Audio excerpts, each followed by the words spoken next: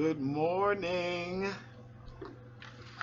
March 29th, 2020. For our people, talking that black stuff. We're not here at Hakim's Bookstore, 210 South 52nd Street, because as you know, we're all on lockdown, right? So unfortunately, me and the super producer, Chris Arnold, aren't able to get together today. And basically, I mean, you don't see Chris, but the reason that show pops off is because Chris is in the background with the music and also keeping me on point.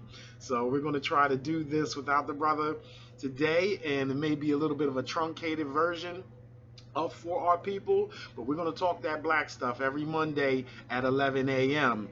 Hell or high water. So we're going to fight through the technological difficulties.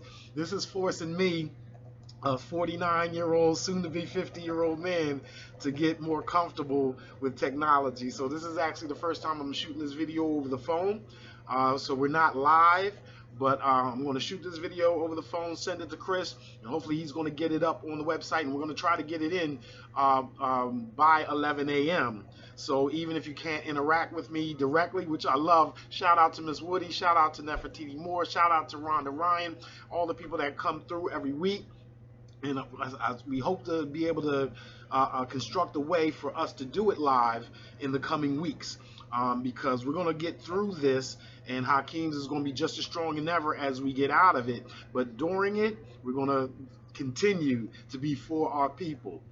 And again, this is a spin-off, I guess you could say, of shows like For the People by a brother named Listervelt Middleton back in the day, who used to bring scholars like John Henrik Clarke and Ivan Van Sertima, Sheikh Anta Diop, right? He would bring them to the fore and bring them to television, where folks like myself, a public school kid from Philadelphia, could see these great scholars. So we don't have the interviews and all that yet. What we're going to do is, what we do here is bring those black books and those black scholars that are really doing their thing in academia, and bring them here to the For Our People for you guys to enjoy. And again, order the books.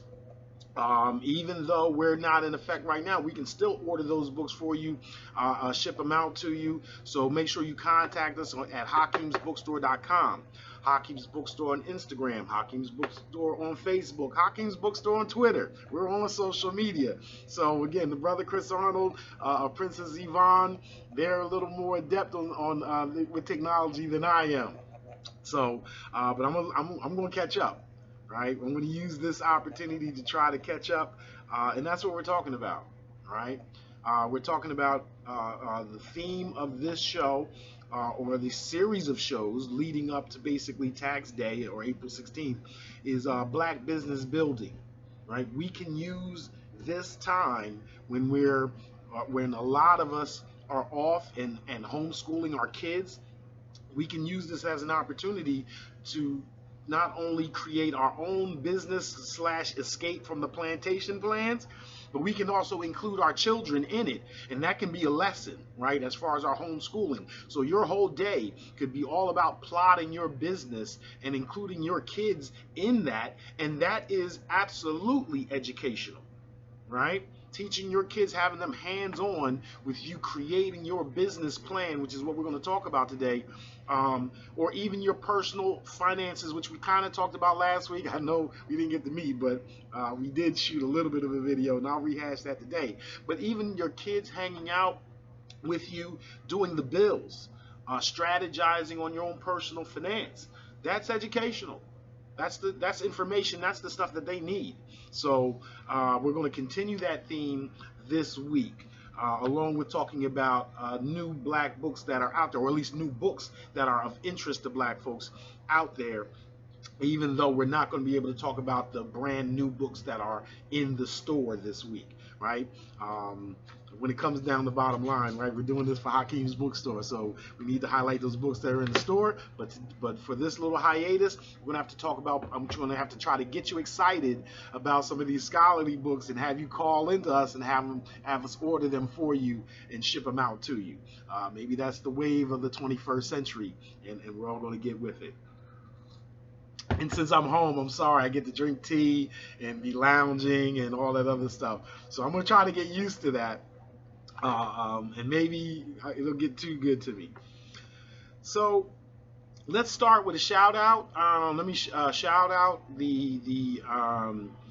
again, brother Chris, and the newsletter that he and a good friend of the store, Tafari, right, came around to help out at Hakim's bookstore to make sure that that institution, which has been around since 1959, 60 plus years in the game, right, and has done it through again Princess Yvonne, Princess Glenda, the daughters of Dawood Hakim, who created the bookstore, but it's also survived because of volunteers and folks such as Chris and Tafari that have seen how much this is valuable to West Philadelphia, to the nation, to black people universally.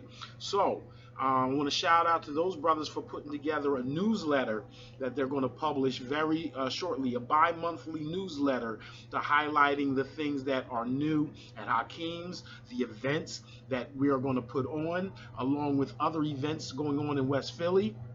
Like at our sister institution, the Paul Robeson House at ACAF. Again, we're going to make this West Philly thing pop off. When this thing is over, again, the black businesses, we're going to survive. And not only that, there are going to be opportunities when this is over for new businesses to spring up. And so we're going to have to do this West Philly stroll where we do cultural events at Hakim's, where we do poetry readings or the No Name Book Club meetings at the Paul Robeson House down on 49th and Walnut. And then guess what? Then we're going to go walk over to a black restaurant like 48th Street Grill or Adiola's or Booker's or whatnot, and then eat up all the food. Right? We're going to have a West Philly stroll going, y'all. We're going to feed our minds, feed our bellies, and feed our soul and spirit by all hanging out together. Right? When this is over, we're going to get that in. Shout out to the brother Michael Cord. Shout out to Michael Cord and his radio courtroom. I was fortunate again enough to be a guest on his program. I think this is the third time, and I'm really enjoying discussing economic justice with brother Michael Cord on his radio show, Radio Courtroom, on WURD Radio here in Philadelphia, black-owned media. I believe it's 96.1 on your FM dial, 900 AM, right? And they get busy all week. So Solomon Jones and all the other hosts that get busy on the show, shout out to you. But a special shout out to Michael Cord's Radio Courtroom. Yesterday we talked about what I call taxes, death, and trouble. Who am I? I'm Andre Smith. Hello, I'm Andre Smith, DreSmith, SmittyBanton.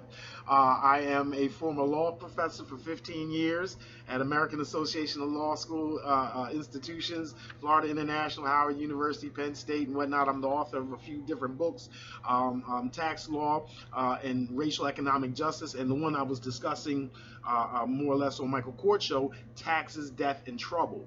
How Starve the Beast tax cuts created the Black Lives Matter movement by way of making these criminal justice fines and fees, for tinted windows and all that other stuff. Well, they're raising revenue.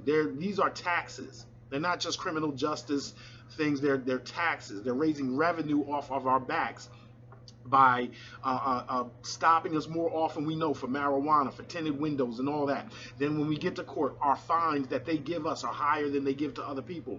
And then the interest and all that. And the worst part about it, if you don't pay these obligations, that can be considered contempt of court. Right? And folks are being arrested for that, getting more fines and more fees. How are they going to pay it if they don't get, if they can't work, if their driver's licenses are suspended? And it's all towards debilitating us as a people. People on top of cutting taxes for the wealthy. So and that's particularly important to, nowadays, because we see that when it comes to this pandemic, the people that aren't able to stay home, the people that aren't able to be quarantined, the people that are on the front lines and that are being exposed to the virus because of their jobs are disproportionately our people, black people, because the racial wealth gap forces us by and large to accept whatever job we can get, regardless of the wages, terms, and conditions. So the racial wealth gap is not just because we're in some abstract computer game talking about who has the most points. Right? We're talking about real life consequences of the racial wealth gap, that as a subordinated class, as the impoverished class, we're the ones that are going to have take the dirtiest jobs, the most hazardous jobs, the ones that people don't actually want to have, but that are necessary to society, and to have that concentrated amongst our people while others enjoy the capital class and the fruits thereof.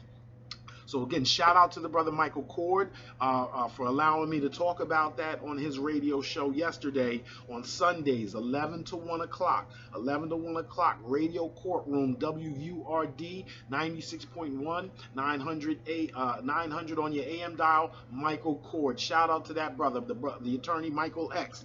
Man, we need more brothers like that in the game. I'm telling you, as a former law professor, in the halls of academia, we need more, as he put it, more black folks that are lawyers than lawyers that just happen to be black folks.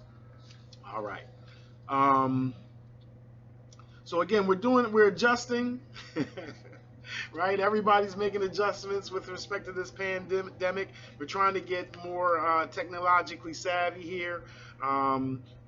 Maybe I don't want to switch to Instagram since we started on Facebook. We're going to have to find a way to shoot these videos and to have them all across all media. But I got to say this. I was not an Instagram person. I did have an Instagram account, but I don't use it until this past week. And yeah, and I'm sure you think I'm talking about the D Nice, the DJ D Nice from Public Enemy, Boogie Down Productions, spinning 100,000 people. Michelle Obama in the building. That was fantastic. But I'm a little bit of a hip hop snob, right? I was born in 1970, so I go back to when we were wearing windbreakers and Space Invaders caps and back spinning on cardboard boxes out front of Leos and whatnot. So I was particularly enamored by the sets by not just Questlove and all that, but by DJ Lord Finesse, Biz Markie, Ninth Wonder, DJ Scratch, the DJ from EPMD. If you didn't check out those guys' parties, woo! I mean, we talking about some serious hip hop. It warmed my heart because hip hop is not dead. All right, hip hop is not dead because I've been grooving all week to the originals. Right, some songs you know the sample immediately, but most every song, even if you don't know where it comes from, is still sampled from that glorious era of the 70s and early 80s when black music and instrumentation was at its peak. And these DJs like Lord Finesse, Biz Markie, you may know their rhymes and you may know their records, but I tell you, they're better DJs than they are MCs, in my opinion. And that's not a diss because of how great I think they are as DJs. So hip-hop lives. Hip-hop lives, y'all. So last week we talked about black business building, right? We're going to use this opportunity to you know my mantra, we're going to better educate ourselves and our children. That's what we're doing here for our people and while we're in a bookstore to do it. We're going to start and patronize black businesses. So when we talk about educating ourselves, what better way to educate ourselves than to start a business? It takes a lot of learning. It takes a lot of training. It takes a lot of investigation to start a business. You don't start a business thinking you know everything. You know one thing well, and that could be carpentry. That could be being a barber or a hairstylist. That could be creating websites.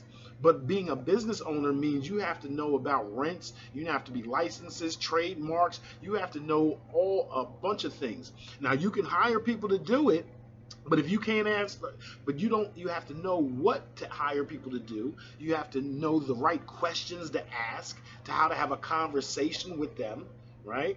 So being the king or the queen, right? Kings and queens had to be highly educated from birth in order to be that king or queen. So if you're training your kids up to be that king or queen, you got to know everything. If you don't want to be nothing, knowing nothing will get you there. But if you want to be the boss, if you want to be your own boss, if you want to be free in this system, this global system, freedom is not just absence of people. You still got to deal with the rest of society. So being your own boss of yourself, and that's what I think freedom is, right, still requires you to be able to eat, to live, to be able to take care of your kids. So we better educate ourselves and our children, and what better way to educate them than to teach them about entrepreneurship and business building. And then, the third part of our mantra is to stop unduly criticizing each other, because it perpetuates the myth of black inferiority. And I believe if we're so heavily involved in creating our own businesses, and I don't just mean businesses, I mean nonprofits, institutions, whatever you do well, wherever your heart is, right? If we're investing all our time doing that, we don't have time to criticize other people, right? And the things that they're not doing or that they're doing wrong, well, then that's what we should be doing right. So if you are criticizing other people, that's great, but take it further. The thing that they're not doing, then I need to do it. What's that old saying, the 10 twos? If it is to be, it is up to me, right? 20 letters says a lot. If it is to be, it is up to me. So last week we talked about personal finance, right? That before I'm a business owner, before I'm a businessman, I'm a businessman, right? Just biting that from Jay-Z, right? That you are a business to begin with, right? So even if you have a job, or if you don't have a job, whatever the case may be, you take care of your personal finances first. So debt, right? The whole point of being a business owner is to make money. But if you're in debt and you have credit cards and all that at 12, 15, 19, 20, 25%, 30%, payday loans, student loans, etc., you can make money by paying them off, right? Here's an example. If you have a loan and you're paying 10% interest a year, right? So let's say the loan is $1,000. That means $100 is being added on every year, right? 10% of $1,000 is 100. So yearly 10% interest is $100. So if you pay off that loan, if you pay off that $1,000, what you're going to have to do anyway, right? Instead of owing $1,100 next year and then $1,200, and it's even more because it's going to compound. But if you pay off that $1,000 that you already owe anyway, guess what? You don't have to pay the other $100. You've made $100. Whether you save $100 or whether you get $100, it's still $100. Coupons, right? Saving money, specials, Costco, buying in bulk, all of those things that save money, that's making money.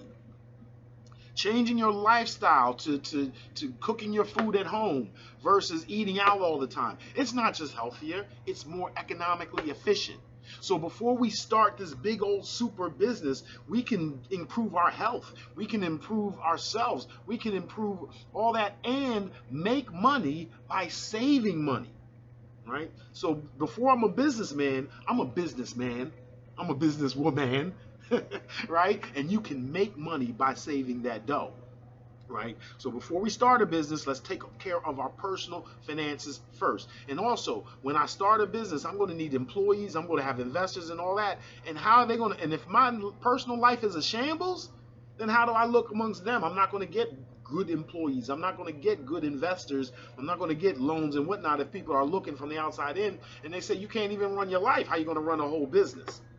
Right? So let's take care of our personal finances first. Second part of taking our personal finances, getting our personal finances straight first, is treating that job as a client. Right? In the law, an employment situation is still a master-servant relationship.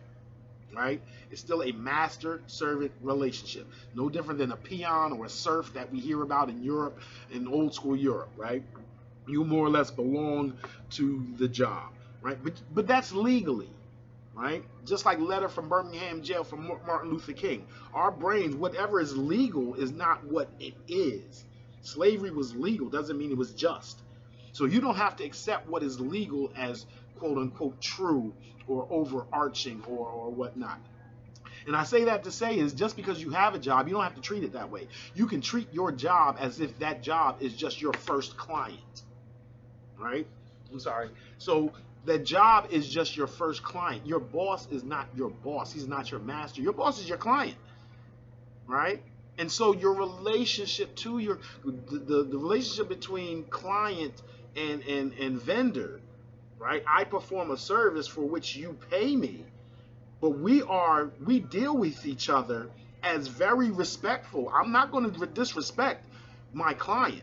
I'm going to honor my client, but I'm also going to get respect from my client. I'm going to provide a necessary service to them, and then we are basically contracted with each other as equals, right? As business persons. You can approach your job that way because once you get out of that job, that is how you're going to be treating all people, right? As equals, as co-business owners that have to contract with each other. So start in your job. Your job is your client. Your job is somewhere where you can learn more skills. And when you're done, when you've learned all you can learn from that job, when you've gotten all that you can get out of that job, when that client is satisfied with the job that you do, then you move on to another job that pays better, right? You get a different client. You get more clients. If you can, you may even keep the one that you have if you can arrange it.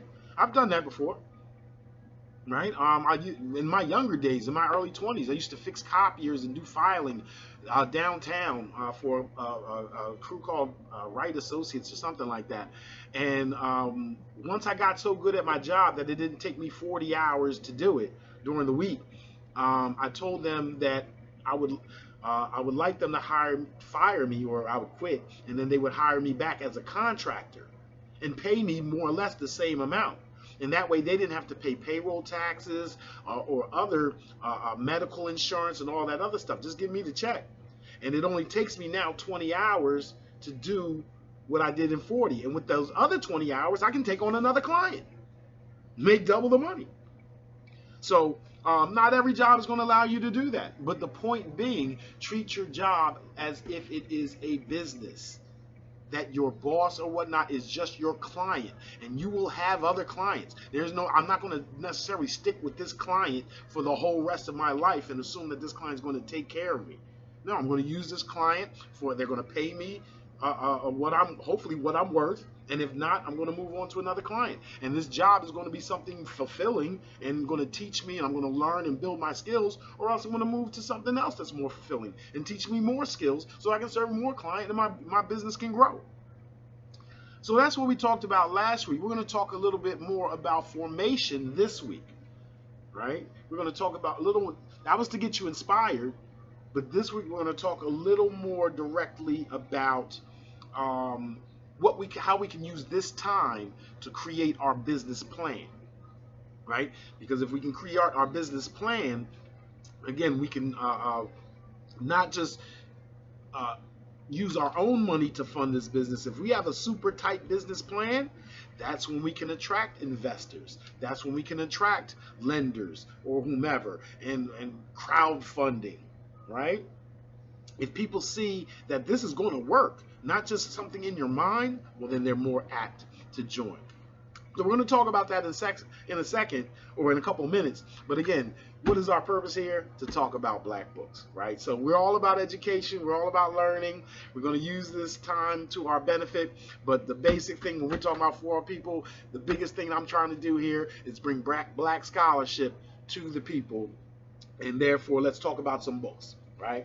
All right, so we don't have any new books in the store because the store is not open, but we all know that every week we talk about the Journal of Blacks in Higher Education and the new books that have come out by scholars and the books that are of interest to black scholars in particular. So these authors of these books are not necessarily black folks, but they are books that should be of interest to black intellectuals, whether they teach or not. So the very first one is a very, very interesting edited volume called Classicisms in the Black Atlantic, edited by Ian Moyer and others. It is published by Oxford University Press as one of the top leading academic press in the whole Western system. Oxford, Cambridge, Harvard, right? That's your goal, is to publish in those particular presses. It's almost like the top hip-hop rap label or whatnot. And so this book, Classicisms in the Black Atlantic, what is classicisms, right? In other words, the study of the classics. And what are the classics? Not black classics, we're talking white classics. Those books, the works of the ancient Greeks, right? And what it means. And so what are they really talking about? They're talking about, on the one hand, they're juxtaposing Paul Gilroy and his fantastic works on black philosophy that I appreciate, but at the same time is used to discredit Afrocentricity, and then juxtaposing that with Martin Bernal, who I've often talked about here, and his work Black Athena, that gives 3 volumes, let me say that again, not 3 volumes of proof that ancient Greece was basically a former colony of ancient Egypt. And so this book is a scholarly attempt to kind of try to wade through the middle, right? They academics, traditional academics is anti-Afrocentric. So if you're anti-Afrocentric in academia, you can get a boost. They really love you for that, right? At the same time, they can't deny that the basis for Afrocentricity is correct, right? So how do you navigate in between that? And this book is trying to figure out how do we respect the taboo against Afrocentricity and yet acknowledge the truth in the scholarship by current and eminent dutiful scholars like Martin Bernal, right? Gray Carr, Soy Kita, right? There are brothers and sisters that are in academia right now. So shout out to the Association for the Study of Classic African Civilization, ASCAC. And I believe Greg Carr, the chairman of Howard University's Black Studies Department, is the executive director of ASCAC, the Association for the Study of Classic African Civilizations, ASCAC. Shout out to Mlefe Asante. Shout out to everyone else that is involved in that. So that's an interesting book. I mean, again, to know what others are saying about you, whether you agree with it or not, I'm very interested in that book. I'm about to publish a book called Afro-Atlantic and Jurisprudence that talks about the law of pre-colonial Africa and is law from an Afrocentric perspective. And so I definitely anticipate a lot of criticisms from those who argue that all of Africa can't be taken as one, that the extensions from Africa and all that are discrete and can't be cobbled together as a people. And my answer to that is like, yeah, it can. Just because you don't like me to or say that I can't, yes, I can, right? It doesn't have, and if the fact that it doesn't fit your standards of neatness or what have you is just that. It doesn't fit your standards of neatness. That's what it is. So we keep on going.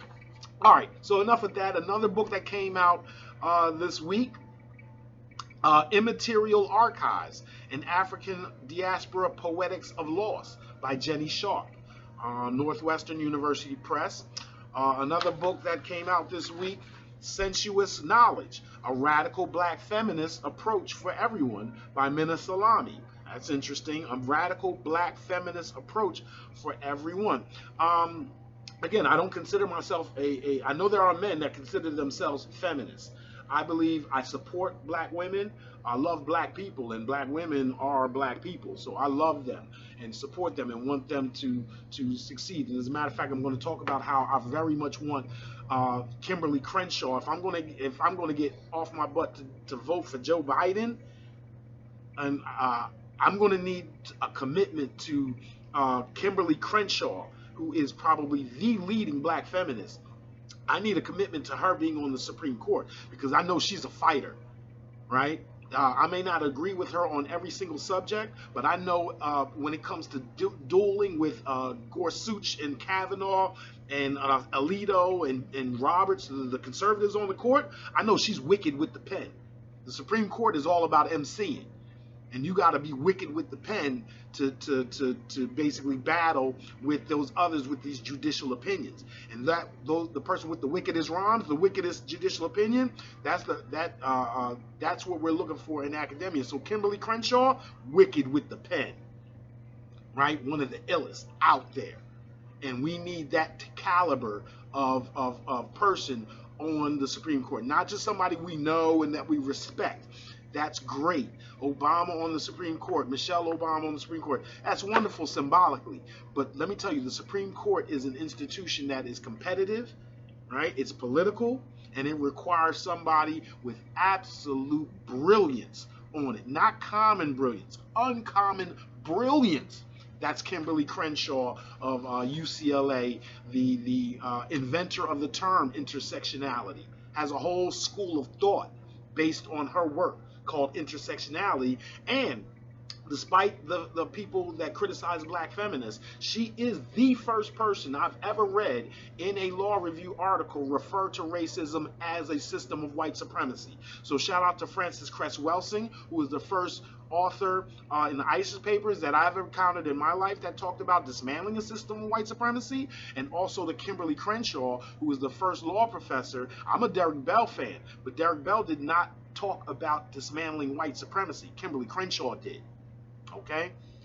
Oh, and when Derek Bell talks to, when he has a thing where he talks to himself, right? He talks to a figment of his imagination, and he names this woman Geneva Crenshaw.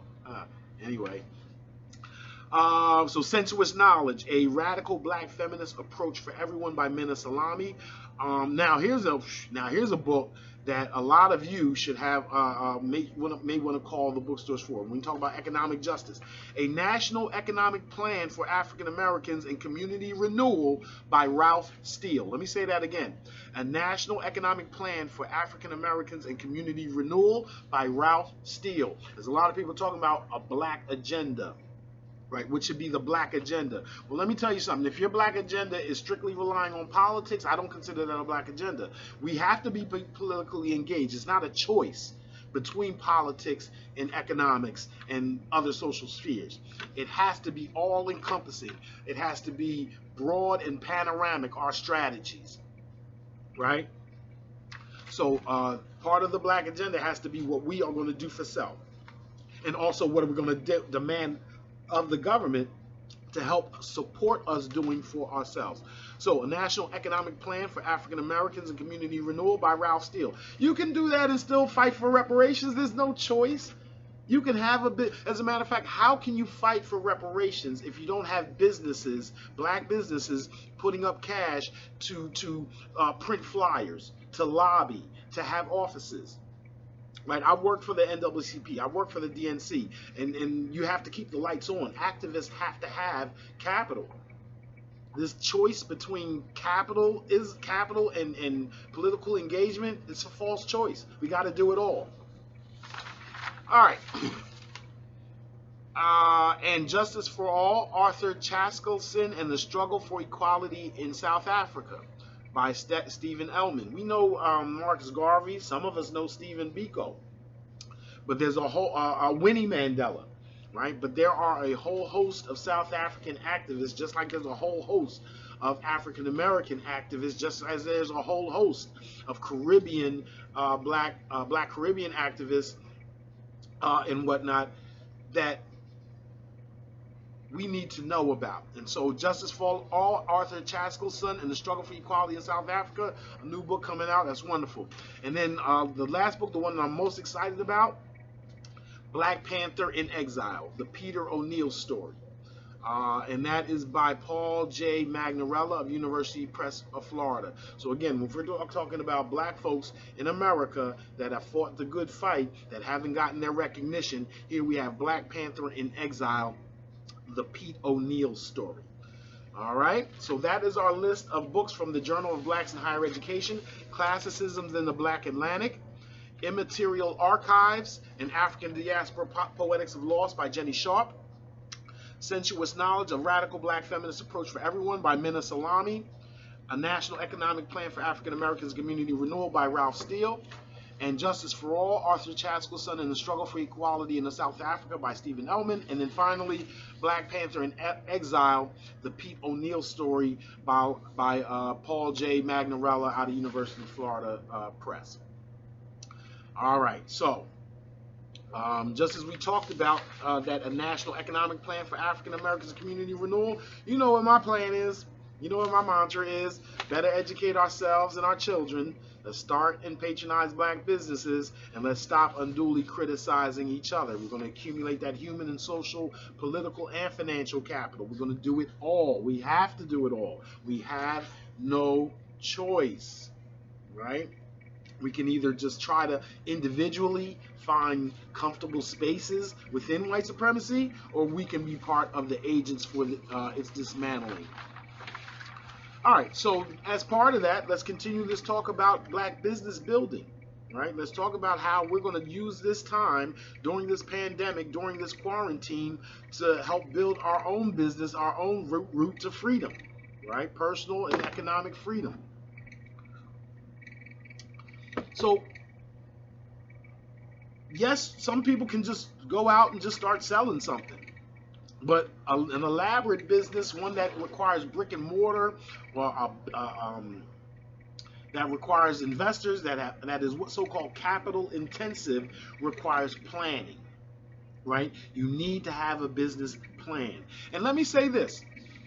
We talked about one of the early benefits of entrepreneurship. Even if you don't make money this year, even if you start a business this year and you spend $2,000 on it, right, instead of an iPhone, instead of thousands of dollars on iPhone. Now, again, I'm not trying to knock that, because you may need that iPhone for your business. But again, all that is part of the plan. But let's say you spend $2,000 on your business, but you don't make that money back this year. Well, you can deduct that money against your taxes if you have a day job, right? You don't have to make the choice. You can keep your day job and then also start your business, right? You can convert your hobbies into activities engaged in for profit. Let me say that again. You can convert your hobbies into activities engaged in for profit.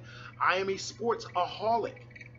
And so if I could, instead of just talking and writing comments all over the different blogosphere about the Eagles and the Phillies and the Sixers and all that, I can create my own website and try to get and save all my comments for my website. And even if I don't get a lot of advertisers this year, the money I spend trying to make money, I get a deduction that reduces my taxes. I get some benefit out of it. It's a subsidy, right? And white folks do this all the time, right? They get these subsidies by, instead of having a garden, it's a farm, right? It's a farm. I'm trying to sell these tomatoes. If I'm selling these tomatoes for profit, then creating the garden is a business expense. Here's the thing. The IRS may not believe you, but what is your ammunition? What is the proof that you actually were trying to make that money? Your word? They're not going to believe your word. Maybe a jury will, but you don't have to get all the way there. That costs money to fight the IRS. So what are they scared of? What is the IRS scared of that they're going to say, you know what? If you say it's a business, I'm going to fall back and let you do your thing and go after somebody else. What are they scared of? A written business plan, right? Business plan. This is the SixersCipher.com business plan. This is how we're going to operate. This is how I'm going to fund it. Is it going to be an LLC? Am I going to have other investors? This is the amount of money I anticipate making. This is the amount of money I'm going to spend. This is what we're going to do in year 1, in year 2, in year 3, in year 4. These are the different teams that we're going to talk about. This is what I'm going to hire someone else to do. This is what I need to create all of this. This is what I need to keep it going, right? So imagine that you had to just pass off your business to your kids. Let's say you were to create $1 million, a $10 billion business, and then for whatever reason, you had to just give it to your kids. How would they know what to do? How would they know how to carry this forward? right? They would if they had a business plan. Now, even if they have the business plan, they might do things a little differently. So just because you create a business plan for yourself, you are not necessarily locked in. I must do it this way. I can't change. But at the same time, it tells you what you must do step by step. Everything in your business plan is the thing that you should be doing on Tuesday, another thing that you should be doing on Wednesday, another thing that you should be doing on Thursday, Friday, Saturday. A plan. Small bites, small chunks, right? So that is one of the things, one of the most important things that we can do in this time is if we're talking about throwing concerts, if we're talking about being a florist, if we're talking about having a new restaurant, then we need to be talking about right now, not just talking about writing down, pad and paper, or on your notepad, or documents on your computer. And do this with your children together. Talk about it together. How are we going to make money? What are the sources of revenue that I expect? What are the things that I'm going to have to do? The money I'm going to have to spend, the effort I'm going to have to use, even down to, am I going to have to carry stuff in the car? Do I need a new car? Do I need a new van? If I don't need one immediately, am I going to use one in 2 years or 3 years?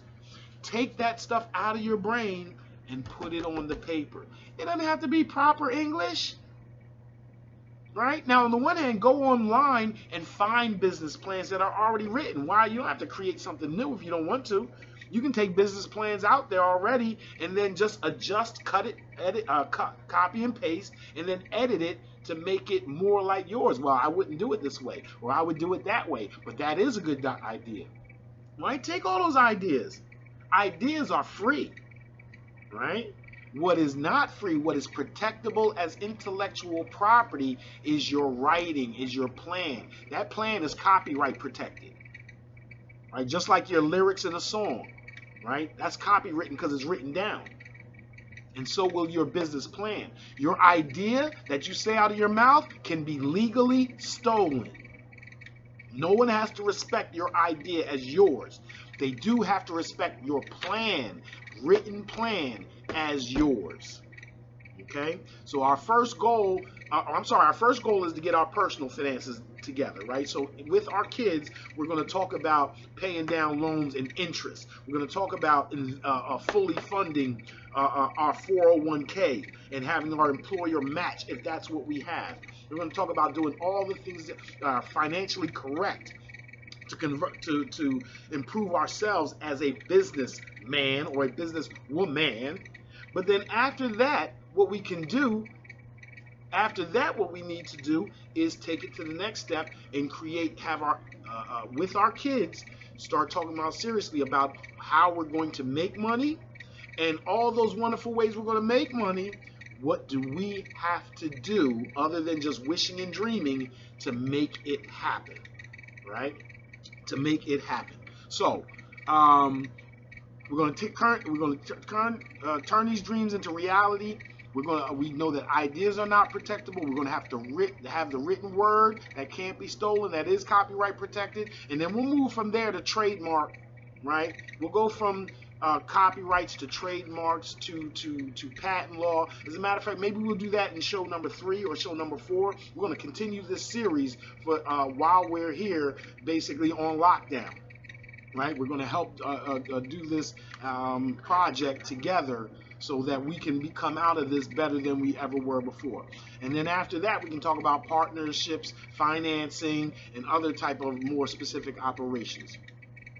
Now, towards this, I actually want to close this out talking about the Byron Allen case. You remember Byron Allen suing Comcast for billions of dollars for not carrying his cable channel? We've talked about this several times on this particular show, and how P. Diddy and other people have supported it. Well, the Supreme Court came out against him last week. I believe it was, matter of fact, it was exactly last Monday that the Supreme Court came out and held that against him and said, you can't, the standard is a but-for versus motivating factors. In other words, he wanted to prove, and the Ninth Circuit, the courts underneath him, the Supreme Court in California said, if you prove that race was a factor, that they was motivated their decision, right? That part of their decision was that they don't want to make another black mogul. They don't want to make another Oprah Winfrey or whatever the case may be. Then you win. And that's what you have to do when you show that you've been discriminated in the employment context.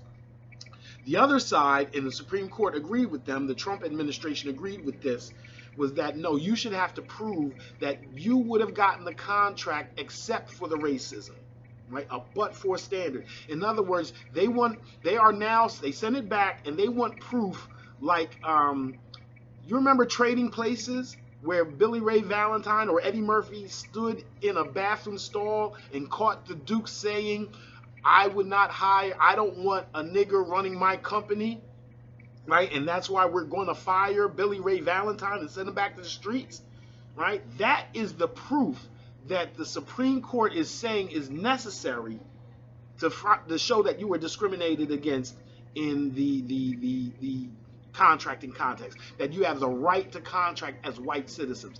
What's the problem with that? Well, the problem with that is, imagine you're bidding on a contract, and the person who's accepting or evaluating the bids, right? You're going to install, I don't know, a generator in someone's business. You're going to put an engine in their car. I don't know.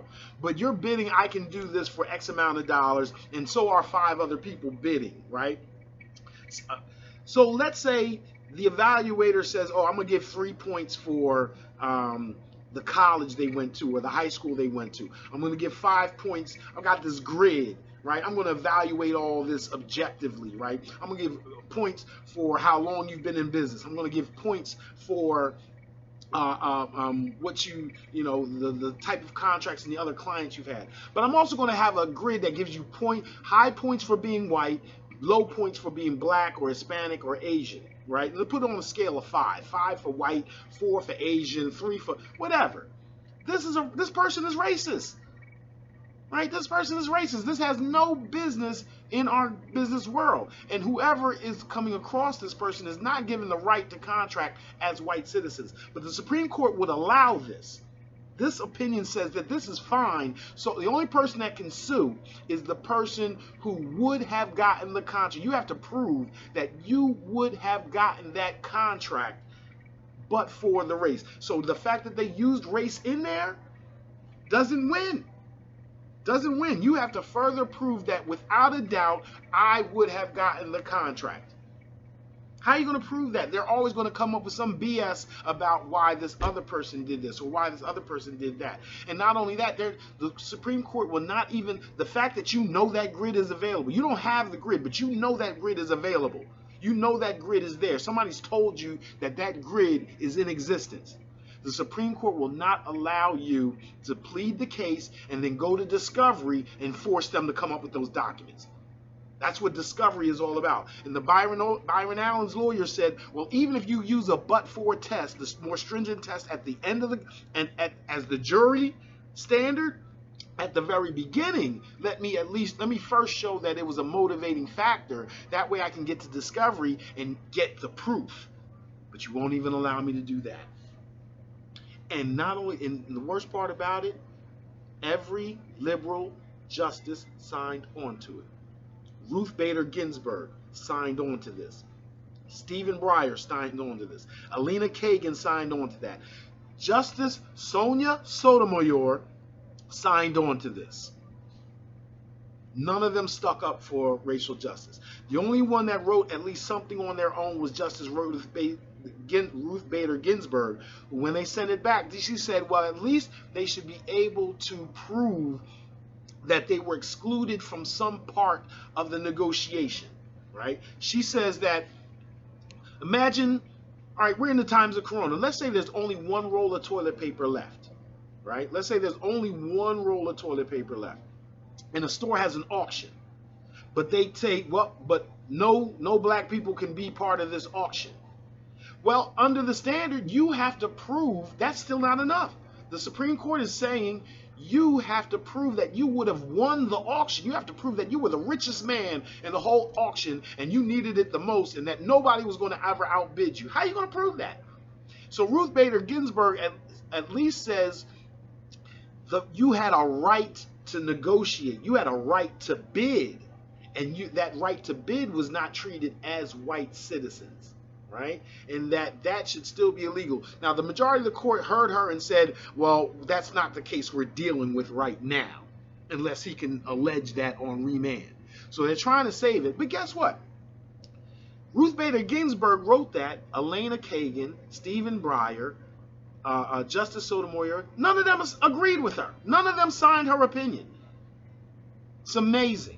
Amazing, right? So this idea that political solutions instead of economic ones, it all has to work together. This was an economic solution. Byron Allen starting his own business. He went to the political world for protection and it was slammed in his face, right? So neither one can do without the other. We have to create our businesses. We have to create that financial capital and deploy it towards political capital, right? Human and social. All right, so, and again, I say that because with this coronavirus, not just this exclusion for toilet paper, but again, we have to create our own businesses. We have to have our own economic wherewithal because as the class, the impoverished class, as the subordinated class, as the broke class, we're the ones that now have to be, that can't quarantine. We have to be on the front lines, driving the buses, working in the schools, arresting people, or whatever the case may be, picking up the trash and exposing ourselves to the virus while those with money and privilege get to stay home, right? So this racial wealth gap is not about just video games and who has the most points. This has real life consequences. So we're going to stop there. We're going to continue this next week when April comes around. We're going to, I believe April 6th will be our next show.